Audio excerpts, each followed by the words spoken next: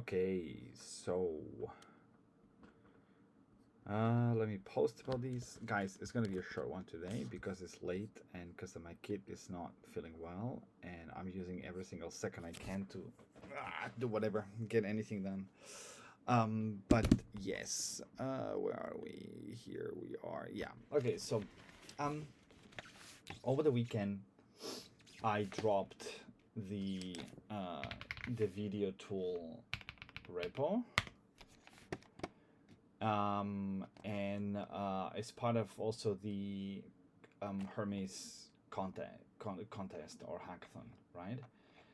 And that is kind of a core piece of what I had drawn a few days ago here, where when we were talking about the agentic experience for the tutor, we said, look, it's gonna have to be something like these, because you don't want to. I think a principle of AX is that you do not want to lose or touch the personal flavor that the agent has as a character towards their human, right? Let's post about these. So when designing agentic experiences, you must preserve the agent's character as much as possible, because that's what feels familiar to the human, right? This is super important because it's part of what makes that experience unique, right? And if I want to use my agent as a tutor, I still want to feel like I know this person, right? I know who I'm talking to. I know who's tutoring me, and whatnot. But essentially, you still want the agent to know when to interrupt, right? And that's why I think, and I'm trying to think of a way that I would approach these so that it's a bit more agnostic to from what you would use a when we will later switch to the proper, like to the actual Socratic interruptions model. I want this to I want this to look like this. I think what I'm missing now here is basically the blue pieces is what I'm missing from this feature. I think the blue pieces is what I'm missing. So these plugin, this Hermes plugin basically implements the start session that generates the video stuff, and then it implements the voice session, which is basically Hermes listening and storing. So, but it's happening locally, right? So it's not sending it to. It's not really sending it to the Agentic API. And I think that this is what has to happen next. Now, the trick here is that we do not need, technically speaking, to rely on the agent to send the data. I don't care so much about the conversation between the user and Hermes itself. All we care is about the screen sharing or the camera, and what the user is thinking, and the fact that the user is then thinking out loud, right? Whether the agent can enforce or not a think aloud protocol, that is more going to be in the skill. So I would say there is, and we'll make these things green now, or like these, no, because we have that already. Let's do green. So what will go in the skill will be Socratic method, not Socratic, it will be think aloud protocol. So this is going to be more of a skill, right? Force user to tap, and maybe it's not so much of a skill, but it's more the fact that the agent will just say, yeah, I don't type, right? So it's going to be more this piece, and then we have and remember what the other way, let's do this the other way around. Let's mark orange what is not yet done, and then essentially this is orange. No, this is gone. So this is so green will be done. So this is done. The webhooks are not done. So this is all orange. I'm tired, guys. It's late at night. It's just been a long day. But we keep grinding. That's the most important. So this is done. This is not done, and this is not done either. So the only things that are done are these green things, basically. So whatever is green is done. Whatever is not green is not done. Okay. So essentially, whatever is green is done. Whatever. So this we can get rid of, and that's the Agentic experience. I guess forcing the tap is going to be more of the skill. And what is going to happen is now what I'm going to do probably, because of the way this is architected and because we're using video, what I think that can happen now is I can actually send. I need to get used to the shortcuts. I think I can send data to open lesson right away. I think I don't have to make the round trip through the Hermes user. The user can have their chat, but I think essentially what the open lesson plugin adds on top of these is that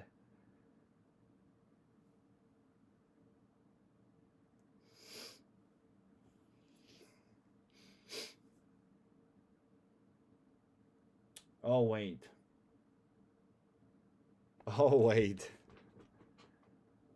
What if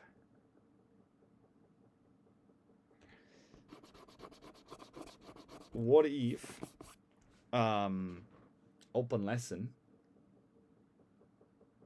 what if Helios does not just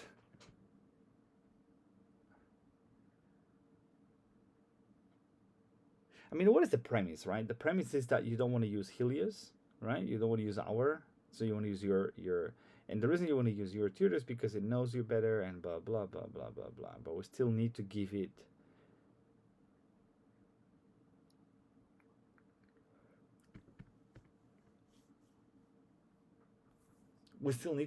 that Socratic vibe. So the probes, right? And they need to come through Hermes. And that's the mechanism, probes and webhooks. So I'm just, now the question is, can Helios, and we can just call it Helios, right? Because Helios is our, is our open lesson, Helios is our open lesson guy, right? So Helios is our open lesson built-in tutor. So what if essentially the user doesn't send basically the stuff to Helios?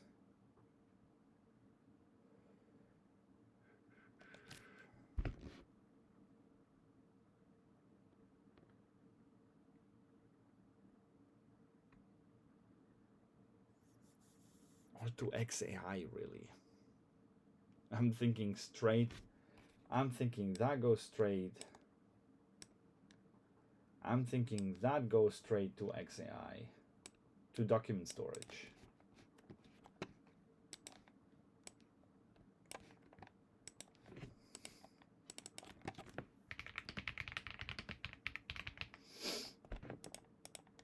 remember that's what we're using. So we're using here basically the tool calling search file, like we're using the file stuff, right? So we're using the file, managing files, right? So we're using this storage here.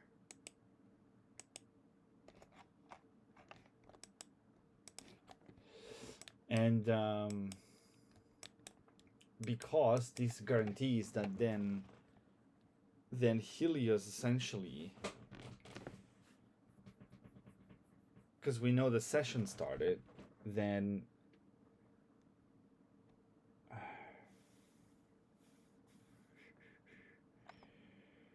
one option is that Helios, it shouldn't be Helios, bro, because Helios, I mean, Helios doesn't exist really. Helios is Helios, and maybe we should make that change like this. Helios is really, so Helios is really it's really just hard-coded into OpenLesson. It's not really an agent, right? Helios is not really an agent. Helios is basically a just OpenLesson. But maybe we have to, now it's time to actually decouple these.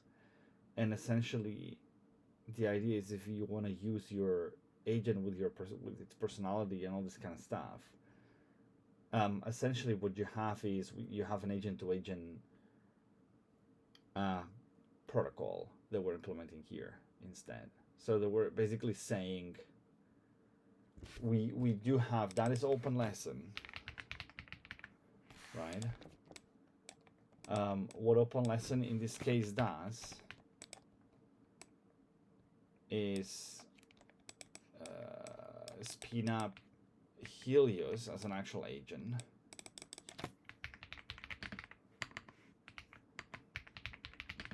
It can be living in a, you know, in a VPS. Helios is then looking at this stuff, right?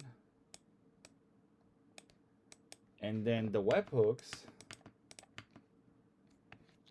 come from here.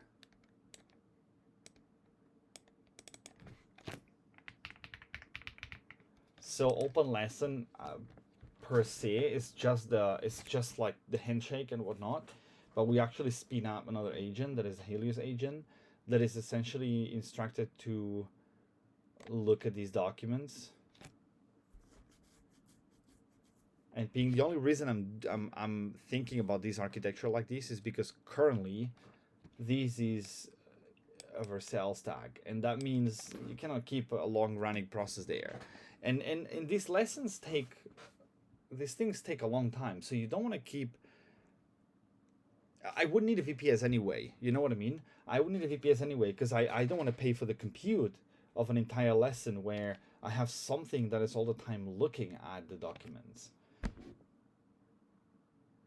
Because we're decoupled, right? Like in a normal scenario, I can afford these in the scenario of like here, because I have a front end that is sending data all the time and asking all the time. So I'm basically having a loop, but I can't do this here because I cannot force Hermes to ask OpenLesson every time, because it's not reliable enough. It's not really like a web UI that you can force things to happen, right?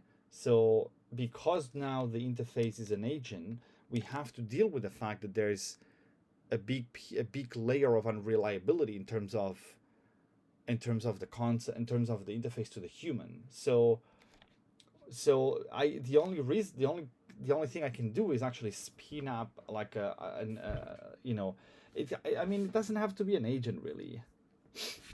It could just be a VPS. It doesn't have to be an agent. You know what I mean?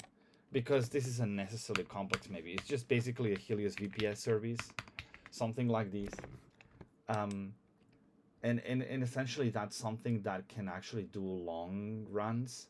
It's a process that can be long running. uh,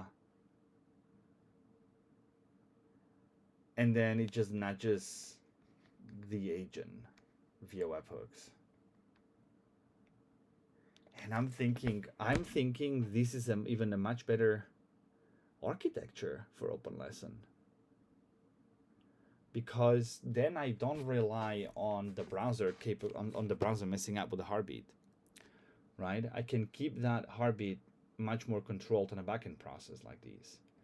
Frontend is fucking fragile, because the frontend is so fragile. It's like you think anything can break, something just breaks, whatever. The JavaScript is like, I don't know. And this architecture is way more resilient, and it serves both for the agentic flows as well as the actual classical flows. If I have a Helios VPS service, that all what it does is essentially you pass it. When you start a session, it starts a long running process. This long running process, all it's doing is querying XAI. It's querying XAI, and then deciding, do I need to dispatch a webhook or not, right? And this process can run multiple times. It can run multiple of these processes, and yeah, actually, why not? And then essentially, I can have in the Agentic API, I can just get rid of the whole API, really. I can get rid of the entire Agentic API, because then essentially it's the video tool with the addition of sending the documents and the data to the XAI document storage, and that's it. And then the starting session triggers the Helios VPS and does this. And I think that's it. I think that's a unified architecture for both use cases. So I think we're done. I need to build this, obviously, but I think that's perfect. Actually, I think that is even better, and that's actually much more scalable. I think it has to be a very smooth. So it has to be a very smooth experience, right? So let me think about this while. The problem here is it's literally like a polling mechanism, right? So I literally have, it's a polling mechanism, and what it should really be is it should be an open connection directly to the Helios VPS, because yeah, it's much lightweight, and then essentially all the logic that I have encapsulated as part of the open lesson repository, it then becomes the actual, yeah, it's a big re-architecture, right? So I don't have to rush it for this front here. I can maybe implement it first for agents, and then actually switch the agentic, switch the classical flows to this new architecture. I think it's going to be better, because we are already sending data directly from the interface to XAI, really. The only thing that we're not is the audio, because we're transcribing it first. And because audio is actually, the transcriptions are going to, are basically, I think they're going through a middle step, and the audio stored in Supabase, exactly, because I don't think I can store the audio directly on Grok, but if I can, I will. The only problem is you have a constant polling mechanism, because you're sending this data, and then you're asking it for the analysis, right? So okay, it's maybe not too bad. So that's what I'm saying. But I think ultimately you want to have one way of doing things. You want to have it simple. So we actually will probably move the web interface to this architecture as well. But for now, we can focus on the agentic being these, really. So for the agentic piece, the only thing we need to do is that session start actually starts a process in the Helios VPS system that essentially starts monitoring the XAI document storage, and basically the user is just sending the staff to this document storage. And